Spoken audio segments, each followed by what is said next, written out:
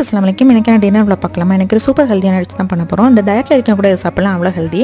First அதுக்கு வந்துட்டு carrot, உருளைக்கிழங்கு இவ்வளோத்தையும் குட்டி குட்டியாக அரிஞ்சு வச்சுக்கலாம். இது கூட பட்டாணி இவ்வளோத்தையும் ஆட் பண்ணி கொஞ்சமாக உப்பு போட்டு 2 விசில் போட்டு எடுத்துக்கலாம். சேம் அதே டைமில் ஒரு பேன் அடுப்பில் வச்சுட்டு கொஞ்சமாக தேங்காய் எண்ணெய் ஆட் பண்ணிக்கோங்க. மஸ்ட்டாக தேங்காய் எண்ணெய் ஆட் பண்ணிக்கோங்க. அதுக்கப்புறம் வந்துட்டு கருவேப்பிலை போட்டு அது பொரிஞ்சதுக்கப்புறம் வெங்காயம் போட்டு நல்லா வதக்கணும்.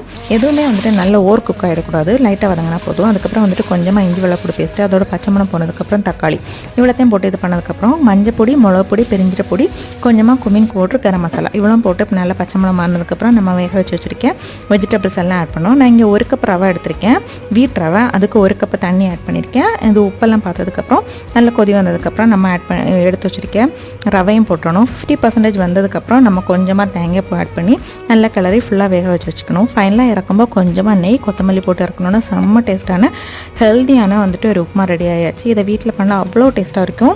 இங்கே ட்ரை பண்ணி பார்த்துட்டு எப்படி இருந்துச்சு கமெண்ட்டில் சொல்லுங்கள்.